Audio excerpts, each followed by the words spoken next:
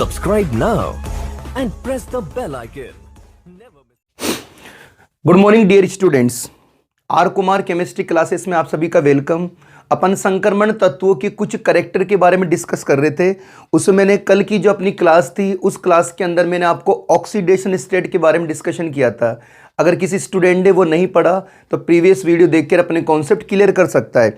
बच्चों, आज का जो अपना टॉपिक रहेगा वो रहेगा अपना मैग्नेटिक प्रॉपर्टीज यानी कि चुंबकीय क्षेत्र। आज अपन चुंबकीय क्षेत्र के बारे में डिस्कशन करने वाले हैं कि संक्रमण तत्वों में चुंबकीय क्षेत्र कैसे होते हैं, चुंबकीय गुण। आज का अपना फाइनल टॉपिक रहेगा चुंबकीय गुण। चुंबकीय गुण का मीन्स होता है मैग्नेटिक प्रॉपर्टी। Magnetic properties. तो बच्चों, सबसे पहले हमें सीखना है इसका बेसिक। एक्चुअली में चुंबकीय गुण क्या होता है, सबसे पहले हमें देखना है कि एक्चुअली में चुंबकीय गुण कैसे निकलते हैं। तो परमाणुओं में जो इलेक्ट्रॉन होते हैं, परमाणुओं में जो ऋणावेशित इलेक्ट्रॉन होते हैं, परमाणु में ऋणावेशित इलेक्ट्रॉन की कक्षीय गति क्या होता है, परमाणुओं में इलेक्ट्रॉन की कक्षीय गति और अपने अक्ष पर चक्रण के कारण उत्पन्न चक्रण गति, इन दोनों के फलस्वरूप क्या होता है, चुंबकीय आघूर्ण का मान प्राप्त होता है। मैं रिपीट कर देता हूं, परमाणुओं में इलेक्ट्रॉन के कारण कक्षीय गति और अपने अक्ष पर चक्रण के कारण जो चक्रण गति होती है उसके फलस्वरूप क्या होता है, हमें चुंबकीय क्षेत्र जनरेट होते हैं। मतलब इलेक्ट्रॉन के पास दो प्रकार का मूवमेंट होता है, एक तो होती है कक्षीय गति, एक होती है आपके पास चक्रण गति। इन दोनों से क्या करते हैं अपन, चुंबकीय क्षेत्र को उत्पन्न करते हैं। ठीक है, मैंने बोला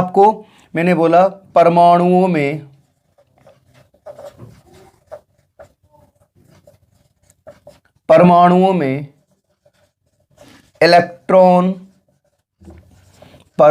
में इलेक्ट्रॉन की कक्षीय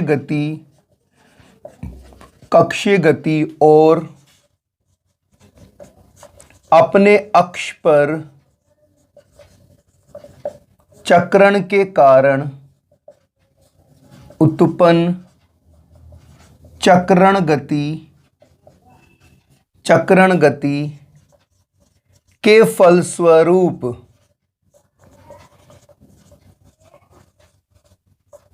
चुंबकीय गुण प्राप्त होते हैं। बच्चे, पहली बात हो गई, क्या होते हैं, चुंबकीय गुण हमें प्राप्त होते हैं। दूसरी बात अगर अपन बात करें तो दूसरी इंपॉर्टेंट बात यह है कि इलेक्ट्रॉन का जो कुल चुंबकीय आघूर्ण निकलता है, अगर बात करें अपन तो यह निकाल सकते हैं अपन इलेक्ट्रॉन का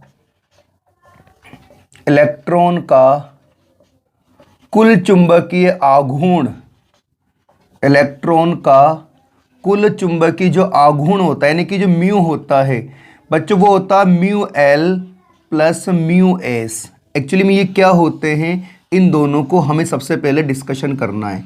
अगर अपन यहाँ पर देखें तो यहाँ पर क्या देखते हैं कि यहाँ पर जो म्यू एल है ये तो बच्चों होती है अपनी कक्षीय गति। क्या होती है, ये होती है इलेक्ट्रॉन की कक्षीय गति।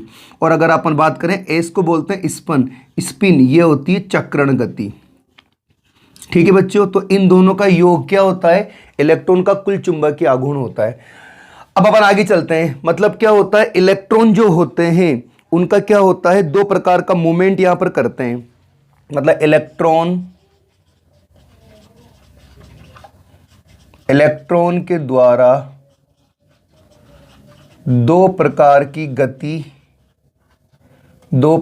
गति होती है। सही है बात, कौन कौन सी होती है, एक तो कक्षीय गति होती है, एक तो नंबर 1 होती है आपकी कक्षीय गति बोले तो म्यू एल, और नंबर 2 की बात करें चक्रण गति यानी कि म्यू एस। अब बच्चों एक बार दोबारा पर पढ़ लेते हैं। एक्चुअली बच्चों अपन आज चुंबकीय आघूर्ण का डिस्कशन कर रहे हैं और चुंबकीय आघूर्ण में हमें ये पता होना चाहिए कि एक्चुअली मैग्नेटिक प्रॉपर्टी या मैग्नेटिक कैरेक्टर कैसे डेवलप होते हैं। चुंबकीय गुणों में क्या होता है, परमाणु में जो इलेक्ट्रॉन होते हैं जनरली वो क्या करते हैं, एक तो करते हैं कक्षीय गति और इलेक्ट्रॉन के चक्रण से क्या होता है, चक्रण गति उत्पन्न होती है। ध्यान रखना, चक्रण गति उत्पन्न होती है। इन दोनों से क्या होते हैं, चुंबकीय गुण निकलते हैं। दूसरी बात, इलेक्ट्रॉन का जो कुल चुंबकीय आघूर्ण होता है इन दोनों गति के योग के बराबर होता है। यहां पर ये कक्षीय गति होती है और ये चक्रण गति होती है। अपन ने ये पढ़ा कि इलेक्ट्रॉन के द्वारा जनरली दो प्रकार की गति यहां पर होती है, एक को बोलते हैं कक्षीय गति, एक को बोलते हैं चक्रण गति। अब कहानी ये है कि क्या होता है, आपके जो डी ब्लॉक के जो एलिमेंट्स होते हैं, जो संक्रमण तत्व होते हैं, उनमें n-1d उपकोष के इलेक्ट्रॉन सतह पर होते हैं। मैंने बोला कि संक्रमण तत्वों में n-1d उपकोष के जो इलेक्ट्रॉन्स होते हैं बच्चों वो सतह पर होते हैं और वो बाहरी वातावरण से अधिक प्रभावित होते हैं। इसलिए क्या होता है, कक्षीय गति का मान बहुत सीमित लिमिट में होने के कारण हम इसे नगण्य मानकर छोड़ देते हैं। तो फलस्वरूप इलेक्ट्रॉन के जो चुंबकीय आघूर्ण निकलते हैं, जो चुंबकीय गुण निकलते हैं, वो केवल किससे निकलते हैं, चक्रण गति के फलस्वरूप निकलते हैं। और अपन ने पढ़ भी रखा है कि इलेक्ट्रॉन का चक्रण अपने अक्ष पर दो प्रकार से होता है, जनरली एक क्लॉकवाइज होता है, एक एंटी क्लॉकवाइज होता है। तो बहुत इंपॉर्टेंट बात है, मैं यहाँ पे नोट लगा के लिख देता हूं, ये बात आपको याद होनी चाहिए, ठीक है। मतलब यहां पर क्या करना है, अपन को म्यू एल को हटाना है। तो क्या लिख रहे हैं अपन, अपन लिख रहे हैं कि संक्रमण तत्वों में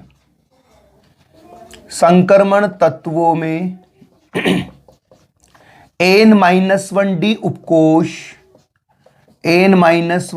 उपकोष के इलेक्ट्रॉन सतह पर होते हैं, जो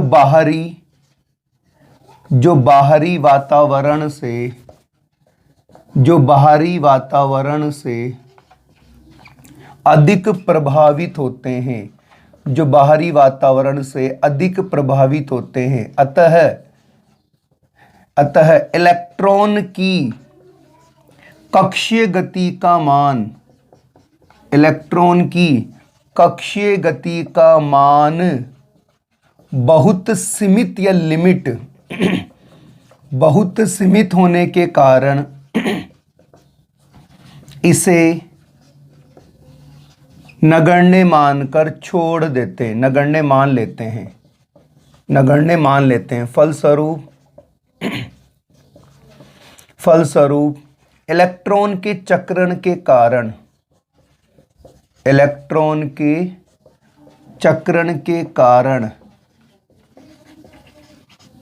चुंबकीय क्षेत्र उत्पन्न होता है। आगे बात समझ में, मतलब क्या होगा, म्यू एल का मान तो 0 हो जाएगा, ठीक है ना। और जनरली आपका जो म्यू होगा वो किसके बराबर होगा, ओनली म्यू एस के बराबर होगा, दैट्स ऑल। मतलब इलेक्ट्रॉन के चक्रण के फलस्वरूप ही आपको क्या करना है, चुंबकीय गुणों को निकालना है। आगे बात समझ में, ये तो इसकी कहानी हो गई। अगर अपन थोड़ा आगे चलते हैं तो इसकी यूनिट की डिस्कशन करते हैं। तो अपन जानते हैं कि चुंबकीय गुणों को बोर मैग्नेट्रॉन के द्वारा प्रदर्शित करते हैं, मतलब चुंबकीय आघूर्ण निकालने का सूत्र, चुंबकीय आघूर्ण ज्ञात करने का सूत्र हमें पता होना चाहिए, ठीक है बच्चों।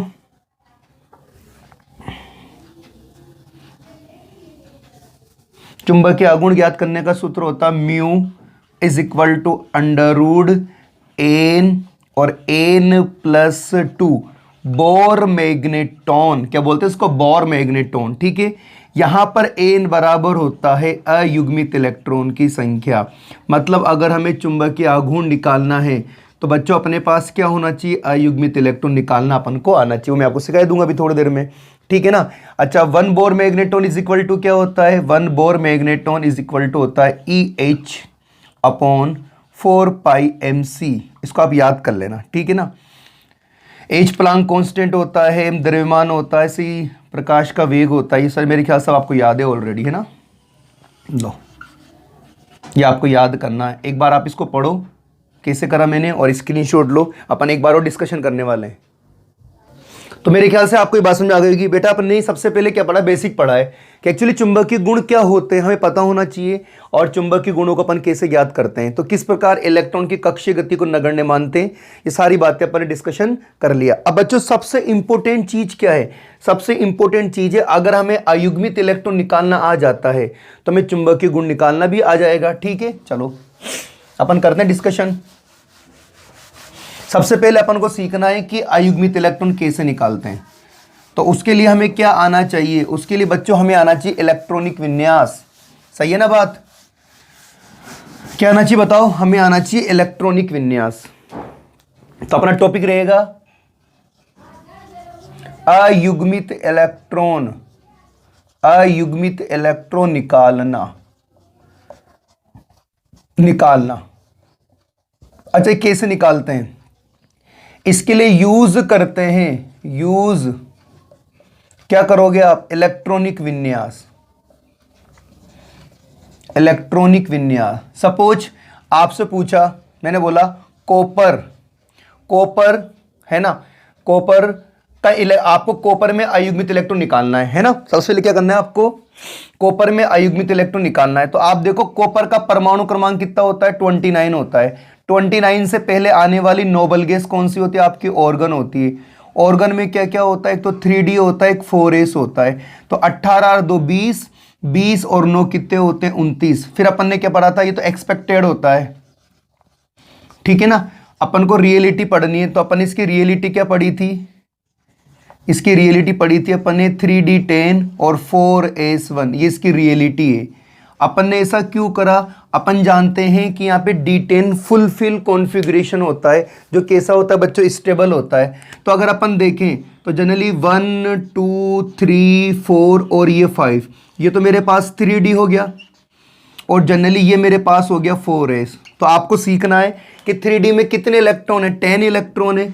तो 1 2 3 4 5 6 7 8 9 और 10, ठीक है ना। और एस में कितने इलेक्ट्रॉन? मेरे पास एक है। तो बच्चों मेरे पास एक है, तो एक मतलब मेरे पास यहाँ पे अयुग्मित इलेक्ट्रॉन कितने हैं? मेरे पास यहाँ पर अयुग्मित इलेक्ट्रॉन आ जाएगा बच्चों एक। कितना आया? आगे समझ में? अयुग्मित इलेक्ट्रॉन एक आ गया, ठीक है ना। ऐसे अपन अयुग्मित इलेक्ट्रॉन निकाल लेते हैं। लेकिन सपोज अपन से ऐसे पूछ लेता Cu+2 में कितने अयुग्मित इलेक्ट्रॉन हैं? तो देखो कैसे करना पड़ता अपन इसको कैसे करते हैं? आप देखो, इसका एटॉमिक नंबर 29 होता है। 29 से पहले आने वाली नोबल गैस ऑर्गन होती है, ये ऑर्गन, ऑर्गन के साथ 3D आएगा और 4s आएगा, ठीक है ना। अभी अभी पढ़ा है अपन ने 3D10 4s1। अब बच्चों देखो, आपको यहां से 2 इलेक्ट्रॉन कम करना है, तो एक तो यहां से निकाल दो आप, ये निकल गया, और एक यहां से निकाल दो, तो आपके पास यहां पर कितने रह गए? 9। कितने रह गए आपके पास? 9, ठीक है ना। यहां पे कितने रहेंगे? 0, ठीक है ना भाई। आपके पास 3D10 4s1 था, एक तो आपने इधर से निकाल दिया, एक इधर से निकाल दिया, तो कितने होगा टोटल आपके पास? 20, ये 9 रह जाएंगे। तो आप डी में देखो 1 2 3 4 और 5, एस का तो रोल ही नहीं। अब आपके पास 3D9 है, तो 3D9 में आपको 9 इलेक्ट्रॉन भरना है। कैसे भरेगा? पहला, दूसरा, तीसरा, चौथा, पांचवा, छठा, सातवां, आठवां, नौवां। तो आपके पास कितने अनपेड इलेक्ट्रॉन आ गए? तो आपके पास अनपेड इलेक्ट्रॉनों की जो संख्या होगी वो बच्चों कितनी हो जाएगी? ओनली 1। मेरे ख्याल समझ में आ रहा होगा। तो ऐसे बच्चों अपन इलेक्ट्रॉनिक विन्यास का यूज करके क्या करते हैं? अयुग्मित इलेक्ट्रॉनों की संख्या निकालते हैं, ठीक है ना। और पढ़ते हैं अपन, जैसे मैंने आपसे पूछा स्कैंडियम, स्कैंडियम में अनपेड इलेक्ट्रॉन निकालो। तो अपन जानते हैं स्कैंडियम का कॉन्फ़िगरेशन कितना होता है? 21। 21 से पहले आने वाली नोबल गैस ऑर्गन, ये हो जाएगा ऑर्गन, ऑर्गन के साथ क्या होगा? 3D और 4s। 18 और 2 20, 20 और 1 21। सही है। सबसे पहले हमें क्या करना है? हमें डी भरना है, ठीक है ना। लो डी ले लो आप। 1 2 3 4 और 5, ये आ गया 5। ये क्या हो जाएगा? 3D, और आगे चले ये हो जाएगा 4s। अब बताओ डी में कितने इलेक्ट्रॉन्स हैं? आपके डी में तो एक ही इलेक्ट्रॉन है, ये एक इलेक्ट्रॉन है। और 4s में कितने इलेक्ट्रॉन है? 4s में आपके पास 2 इलेक्ट्रॉन है। लेकिन ये तो युग्मित इलेक्ट्रॉन है, आपको तो अयुग्मित निकालना है, क्योंकि चुंबकीय आघूर्ण जो निकलते हैं वो किससे निकलते हैं? अयुग्मित इलेक्ट्रॉन से। तो बच्चों n बराबर क्या होगा? तो यहां पर अपने पास अनपेड इलेक्ट्रॉन कितने आ जाएंगे? अपने पास रहेगा 1। मेरे ख्याल से बात समझ में आ रही होगी। तो इस प्रकार बच्चों अपन केवल अयुग्मित इलेक्ट्रॉनों का यूज करके ही क्या निकाल सकते हैं? अयुग्मित इलेक्ट्रॉनों का यूज करके उसके चुंबकीय आघूर्ण का मान निकाल सकते हैं, और चुंबकीय आघूर्ण के जो मान होते हैं उसकी वैल्यू को हम यहाँ पे लिख देते हैं। जल्दी से स्क्रीनशॉट ले लो बच्चों, आगे चलते हैं, प्रैक्टिस करते हैं, ठीक है। बताओ कैसे निकालोगे अयुग्मित इलेक्ट्रॉन? इलेक्ट्रॉनिक विन्यास का यूज करना है। चलो अब डायरेक्ट ट्रिक सीख लो आप, ठीक है ना। डायरेक्ट ट्रिक सीख लो, कैसे निकालते हैं अयुग्मित इलेक्ट्रॉन। ट्रिक अयुग्मित इलेक्ट्रॉन निकालना।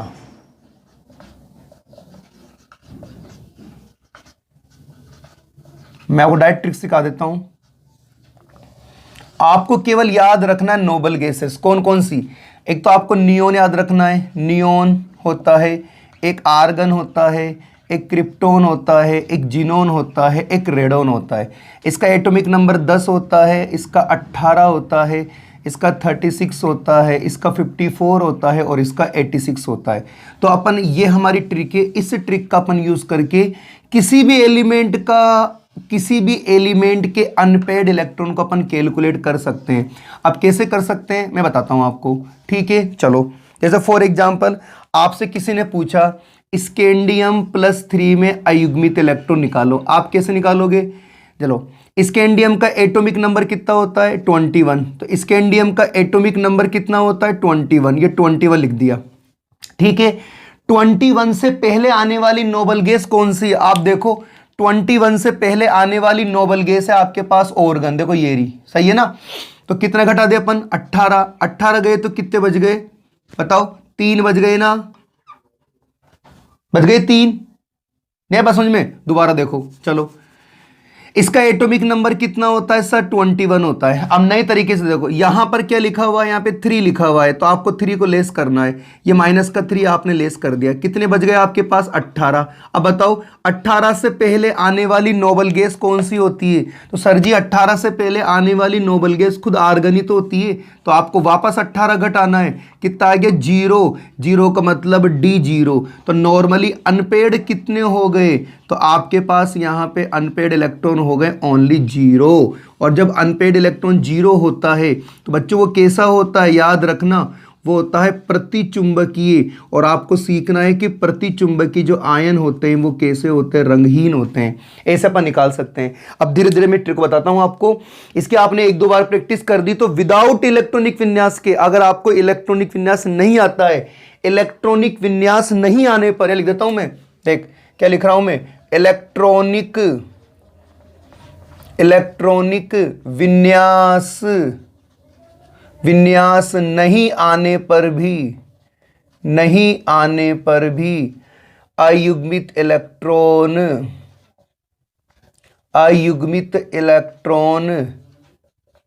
ज्ञात किया जा सकता है।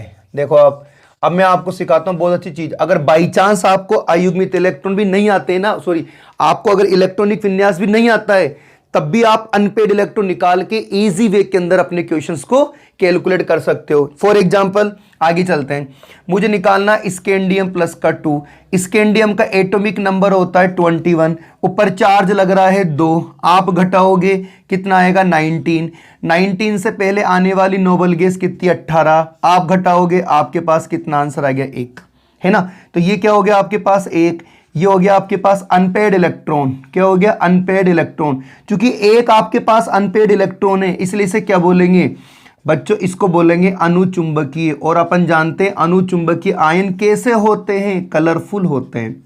बताओ आया नहीं आया, स्कैंडियम हो गया। चलो अपन लेते हैं क्रोमियम, मैंने लिया क्रोमियम प्लस के 4, क्रोमियम का एटॉमिक नंबर होता है 24,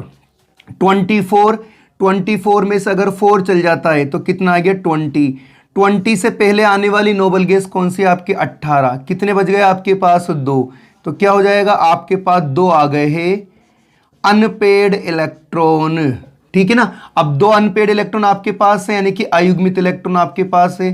प्रकृति कैसी जाएगी अनुचुंबकीय, और अपन जानते हैं अनुचुंबकीय कैसे होते हैं रंगीन। और देखो आप अगर आ जाए Cr+2, इसका एटॉमिक नंबर 24, 24 से 2 घटाओ आप, कितने बच गए आपके पास 22, 22 से पहले आने वाली नोबल गैस कितनी है आपके पास 18, आप 18 घटाओ कितने बचेंगे 4, 4 का मतलब D4, मतलब बच्चों D4 को अपन कैसे लिखेंगे, देखो 1 2 3 4 और 5, तो जनरली अपन D4 को कैसे लिखेंगे 1 2 3 और 4। तो बताओ मेरे पास 4 क्या है, मेरे पास 4 है अनपेड इलेक्ट्रॉन, और अपन जानते हैं अनपेड इलेक्ट्रॉन के कारण चुंबकीय प्रकृति कैसी होती है, अनुचुंबकीय, और अनुचुंबकीय आयन कैसे होते हैं, कलरफुल। आई होप आपको समझ में आ रहा होगा। और चलते हैं, जैसे मैंने निकाला आपके सामने मैग्नीज Mn+7, मैग्नीज का एटॉमिक नंबर 25 में से 7 गए तो कितने बच गए, 18। कितने बजे, 18 बज गए ना, ठीक है। चलो 18 में से 18 गया तो 0, जी बोले तो D0। अब D0 का मतलब क्या है, अयुग्मित इलेक्ट्रॉन तो है ही नहीं, है ना, तो अनपेड इलेक्ट्रॉन,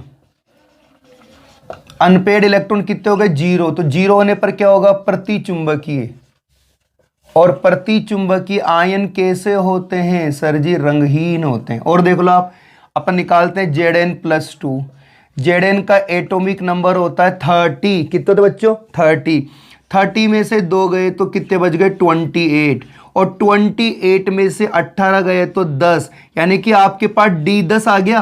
तो D10 का मतलब ये नहीं होना चाहिए आपके पास 10 अयुग्मित इलेक्ट्रॉन है, लास्ट अयुग्मित इलेक्ट्रॉन 5 ही आते हैं, तो आप भर के देख लो इसको, 1 2 3 4 और 5, आप 10 भर के देख लो, पहला, दूसरा, तीसरा, चौथा, पांचवा, छठा, सातवां, आठवां, नौवां, 10वां। तो आपके पास नॉर्मली अनपेड इलेक्ट्रॉन कितने हो गए सर जी, 0 हो गए। तो जब आपके पास अनपेड इलेक्ट्रॉन 0 हो जाएंगे तो चुंबकीय आघूर्ण कैसा होगा आपका, प्रतिचुंबकीय, और उसका मान कितना हो जाएगा, 0। तो बच्चों ये शानदार ट्रिक है। इस ट्रिक से आप किसी भी एलिमेंट का एटॉमिक नंबर अगर आपको याद है, अगर किसी बच्चे को बाई चांस एटॉमिक नंबर याद नहीं है तो वो यूट्यूब पे R Kumar chemistry atomic number trick लिख के सर्च कर सकता है। मैंने इससे पहले की जो प्रीवियस क्लास थी उसमें पीरियोडिक टेबल और पीरियोडिक टेबल के जो एटॉमिक नंबर होते हैं कैसे याद करते हैं उसके ट्रिक सिखा रखी है। आप वहां से उस ट्रिक को याद करके इनके एटॉमिक नंबर याद कर सकते हो, क्योंकि बच्चों इस ट्रिक के लिए आपको एटॉमिक नंबर याद होना सबसे इंपॉर्टेंट होता है। जैसे फॉर एग्जाम्पल मैं लेता हूं, जैसे अपन बात करते हैं प्लेटिनम का। किसी ने आपसे पूछ लिया प्लेटिनम +2 में कितने अनपेड इलेक्ट्रॉन है, तो प्लेटिनम का एटॉमिक नंबर होता है 78। 78 में से 2 जाएंगे तो कितने बचेंगे, 76। अब देखो 76 से पहले आने वाली नोबल गैस कौन सी है आपके, जिनोन। अगर आप जिनोन घटाओगे तो कितने बचेंगे, 22। अब इसका मतलब ये नहीं कि आपके पास D22 है, क्योंकि एटॉमिक नंबर 78 में कौन आता है, F ब्लॉक। तो यहां पर आपको 14 इलेक्ट्रॉन घटाना है, किसके, F ब्लॉक एलिमेंट के। तो कितने बचेंगे बताओ ऐसे, 8 बज गए ना। तो 8 का मतलब D8 और D8 का मतलब ऐसे 1 2 3 4 और 5। अब आप 8 इलेक्ट्रॉन भर के देख लो। आप जैसे आप 8 भरोगे तो देखो 1 2 3 4 5 6 7 और 8, तो आपके पास अनपेड इलेक्ट्रॉन कितने हो गए बच्चों, 2। देखो कितनी आसानी से मैंने इसको निकाले, जबकि मुझे इलेक्ट्रॉनिक विन्यास नहीं आता है। देख लो विदाउट इलेक्ट्रॉनिक विन्यास नहीं आने पर भी मैंने इसका आंसर निकाल लिया। तो इसके लिए जरूरी है आपको एटॉमिक नंबर याद करना। तो मैंने आपको तरीका बता दिया, आप प्रीवियस वीडियो देख लेना आवर्त सारणी वाला, उसमें मैंने आपको एटॉमिक नंबर याद करने की ट्रिक बता रखी है, आप उसको याद कर लेना। ठीक है बच्चों, जल्दी से इसका स्क्रीनशॉट ले लो। बच्चों आगे चलते हैं। अब मैं एक टेबल बना रहा हूं, उस टेबल में अपन इस ट्रिक का इस्तेमाल करके अनपेड इलेक्ट्रॉन निकालने वाले हैं, ठीक है ना। क्योंकि जैसे मुझे अनपेड इलेक्ट्रॉन निकालना आ जाएगा, मुझे चुंबकीय आघूर्ण निकालना आ जाएगा। तो देखो यहां पर ले रहा हूं मैं, जैसे स्कैंडियम, थोड़ा नीचे लिखता हूं, यहां से लिखता हूं scandium +2, scandium +3, titanium +2, titanium +3, vanadium +2, vanadium कुछ भी आ सकता है XYZ, क्रोमियम +2 ले लो, क्रोमियम +4 ले लो, मैग्नीज +2 ले लो, मैग्नीज +5 ले लो, मैग्नीज +7 ले लो, Fe+2 ले लो, Fe+3 ले लो। और आगे चलते हैं। इसके बाद आप कोबाल्ट +2 ले लो, कोबाल्ट +3 ले लो, निकिल +2 ले लो, कॉपर +2 और जिंक +2। ये स्पीशीज है बच्चों, ये आपके आयंस हैं। आपको सबसे पहले क्या करना है, इनमें अनपेड इलेक्ट्रॉन निकालना है और अनपेड इलेक्ट्रॉन निकालने के बाद ही आपको क्या करना है, चुंबकीय आघूर्ण इसमें निकालना होता है। ठीक है, अगर जनरली मुझे अनपेड इलेक्ट्रॉन निकालना आ जाता है तो मोस्टली चुंबकीय आघूर्ण निकालने में मुझे जोर आएगा ही नहीं। ठीक है ना, चलो बताओ निकालो, कैसे निकालोगे? अपन जानते हैं क्या, तो देखो बच्चों अपन इसकी निकालते हैं, है ना। स्कैंडियम का एटॉमिक नंबर कितना होता है? 21। तो आप देखो क्या होगा, 21 में से 2 गया तो कितने बच गए? 19 से पहले आने वाली नोबल गैस 18, तो अपने पास बच गया D1, यानी कि पास अनपेड इलेक्ट्रॉन कितना आ गया? 1। सही है बात। चलो इधर चलते हैं, इसका एटॉमिक नंबर कितना है? इसका एटॉमिक नंबर है 21 में से 3 गए तो 18 में से 18 गया तो D0। आपके पास आयुग्मित इलेक्ट्रॉन कितने आ गए? 0। ठीक है, स्कैंडियम टाइटेनियम का एटॉमिक नंबर होता है 22 में से 2 गए तो कितने बच गए आपके? 20 से पहले आने वाली नोबल गैस 18, कितने बच गए? D2। तो अनपेड इलेक्ट्रॉन कितने आ गए? 2। फिर टाइटेनियम आ गया, स्कैंडियम टाइटेनियम 22, 3 गए तो 19 में से 18 गया तो 1, तो क्या हो जाएगा? D1 बोले तो 1 अनपेड इलेक्ट्रॉन। ठीक है, वेनेडियम कितना होता है? 23 में से 2 गए तो कितने बचे बच्चों? 21 में से 18 गए तो कितने बचे? 19 20 21 3 D3। अनपेड इलेक्ट्रॉन कितना है? देखो कितनी मस्त ट्रिक है, देख लो मैंने कुछ भी नहीं करा, विदाउट इलेक्ट्रॉनिक विन्यास के अनपेड इलेक्ट्रॉन निकाल दिया। और मैं सारे क्वेश्चन इसलिए करवा रहा हूं ताकि आपकी प्रैक्टिस हो जाए। ठीक है ना, चलो इधर कितना होगा? 23 में से 4 गए तो जल्दी बताओ? 19 में से 18 गया तो D1 यानी कि 1। क्रोमियम का 24 होता है, 24 में से 2 गया तो 22 में से 18 गए तो 4 यानी कि D4 बोले तो 4 अनपेड इलेक्ट्रॉन। क्रोमियम कितना होता है? 24 में से 4 गए तो 20 में से 80 गया तो D2 बोले तो 2 अनपेड इलेक्ट्रॉन। आई होप आपको समझ में आ रहा होगा। ठीक है, आगे चलते हैं। मैग्नीज का 25 होता है, 25 में से 2 गया तो 23 में से 18 गए तो कितने बचेंगे? 5। क्या होगा? D5 बोले तो 5। चलो इधर निकालते हैं 25 में से 5 गए तो 20 में से 80 गए तो D2 बोले तो 2 अनपेड इलेक्ट्रॉन। मैग्नीज की बात करते हैं, 25 7 गए तो 18 में से 18 गए तो D0 बोले तो 0। ठीक है ना, Fe+2। चलो आगे चलते हैं। एटॉमिक नंबर 26 में से 2 गए तो 24 में से 18 गए तो 6। अब ध्यान रखना बच्चों, यहां पे 6 आ गया, कितना आ गया? 6। तो ये ध्यान रखना 6 अनपेड इलेक्ट्रॉन नहीं होंगे, तो आप क्या करो, जैसे आ गए तो इनमें से क्या करो? 10 घटा लो आप, क्योंकि डी ब्लॉक में टोटल एलिमेंट कितने होते हैं? 10 होते हैं। तो जैसे आप 10 घटाओगे तो कितना जाएगा? 4 अनपेड इलेक्ट्रॉन। दोबारा बोल रहा हूं, अनपेड इलेक्ट्रॉन 6 तो आएगा नहीं यहाँ पे, क्योंकि अपन जानते हैं कक्षकों में 5 इलेक्ट्रॉन के बाद क्या होगा? युग्मन होगा। आपको 6 भरना है, तो पहला, दूसरा, तीसरा, चौथा, पांचवा, छठा वापस लेके आओगे तो 4 ही बचे ना। तो इस केस में क्या होते हैं? 5 से आप 10 घटा सकते हो। अगर ऐसा नहीं करना चाहते तो आप ऐसा कर लो, आपके पास 6 बच गए, यानी कि आपके पास D6 हो गया, पहला, दूसरा, तीसरा, चौथा और पांचवा। तो आप तो एक काम करो, इसमें D6 भर के देख लो, पहला, दूसरा, तीसरा, चौथा, पांचवा, छठा। तो आपके पास कितने अनपेड इलेक्ट्रॉन आ गए? आपके पास आ गए 4 अयुग्मित इलेक्ट्रॉन। इधर देखो, 26 में से 3 गए तो 23 में से 18 गए तो 5, D5। ठीक है ना, तो D5 बोले तो 5 आ गए। ठीक है, इधर चलते हैं। कोबाल्ट का एटॉमिक नंबर 27 में से 2 गए तो कितने बच गए? 2 गए तो कितने बचे? 25 में 18 गए तो 7, यानी कि D7। मतलब कितने हो गए? D7 का मतलब देखो 1 2 3 4 और 5, आप 7 भरोगे इलेक्ट्रॉन, 7 भरोगे ना, 10 घटा लो, 3 आ जाएंगे, 1 2 3 4 5 6 और 7। तो आपके पास यहां पर अनपेड इलेक्ट्रॉन कितने जाएंगे? 3।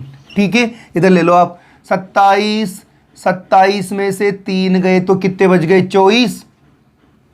और 24 में से 18 गए तो कितने बच गए? D6 ही आ गया। देखो D6 कितने आ जाएंगे अनपेड इलेक्ट्रॉन? यहाँ पे जाएंगे 4। निकल का कितना होता? 28। तो 28 में से 2 गए तो 26 में से 18 गए तो 8, यानी कि D8। और D8 बोले तो 2 ही तो आएंगे भाई। आपको 8 इलेक्ट्रॉन भरना है, 10 में से 8 गए 2 बच जाएगा। कॉपर का कितना होता? 29 में से A गए तो 28 में से A गया तो 10, कितना आ गए? 10 बोले तो D10। और D10 का मतलब कितना होगा? 0। कॉपर +2 29 में से 2 गए तो 27 में से 18 गए तो 9 बोले तो D9 बोले तो 1, मतलब 10 में से 9 गए तो 1। जिंक की बात करें, जिंक का 30 होता है, 30 में से 2 गए तो 28 में से 18 गए तो D10 बोले तो 0। अब देखो कहानी क्या है। अगर अनपेड इलेक्ट्रॉन,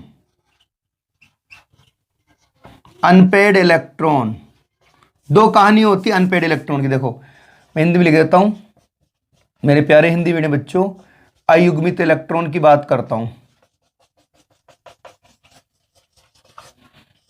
अगर अयुग्मित इलेक्ट्रॉन 0 आ जाए, या 1 से लेके 0 से ज्यादा जाए, या 1 आ जाए, 2 आ जाए, 3 आ जाए, 4 आ जाए, 5 आ जाए, तो आपको सीखना है कि अगर 0 आता है तो आप उसको बोलोगे प्रतिचुंबकीय।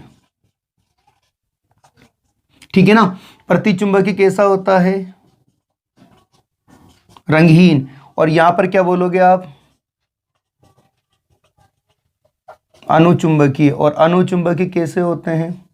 रंगीन। आई होप इतने एग्जाम्पल काफी है आपकी स्टडी करने के लिए, और मेरे ख्याल से आपको अनपेड इलेक्ट्रॉन निकालना आ गया। इस ट्रिक का आप इस्तेमाल करो बाकायदा, इसमें आपके कोई मार्क्स नहीं करते हैं। विदाउट इलेक्ट्रॉनिक विन्यास की छोटी सी कैलकुलेशन है, जनरली आपको आना चाहिए। ठीक है, अब बच्चों अपन करते हैं कुछ क्वेश्चंस, उससे आपकी क्लियरिटी और हो जाएगी। चलो आगे।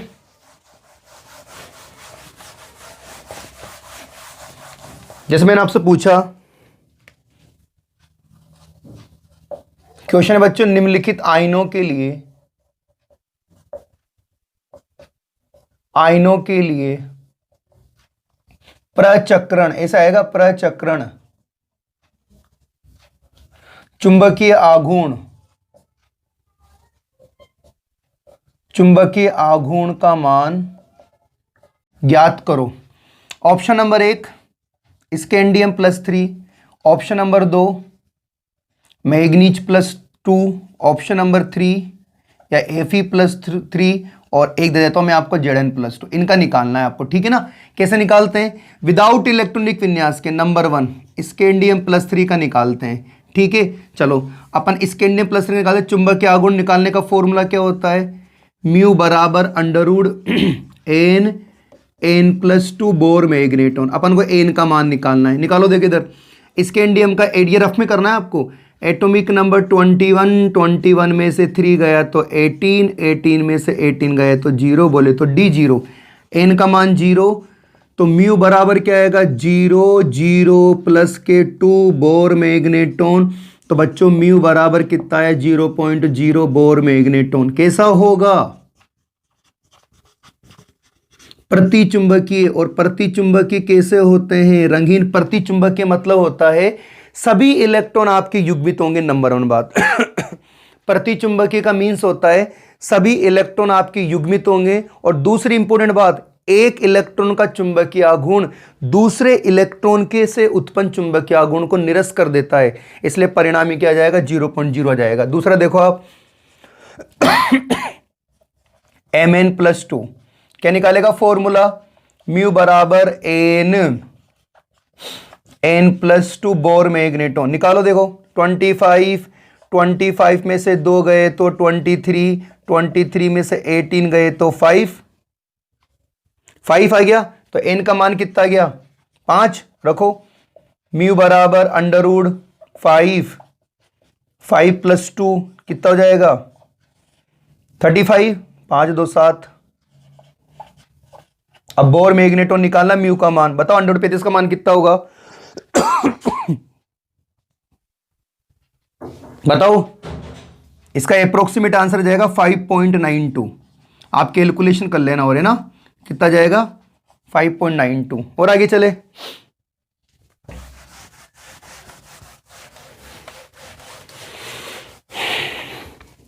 चले आगे, चलो देखो अगला क्या मेरे पास, Fe+3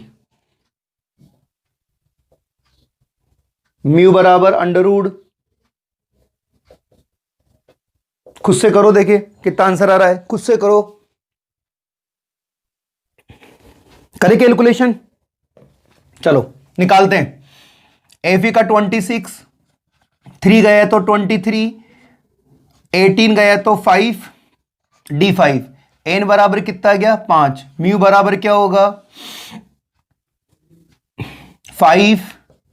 5 प्लस के 2, म्यू बराबर अंडर रूट 35, तो म्यू बराबर इसका होगा 5.92। अभी आया था ना अपने पास बोर मैग्नेटॉन।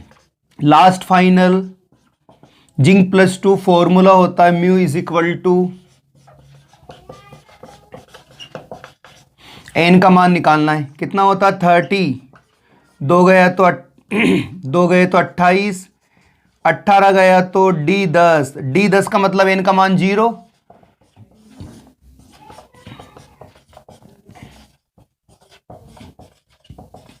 ये आ गया आपका बोर मैग्नेटॉन।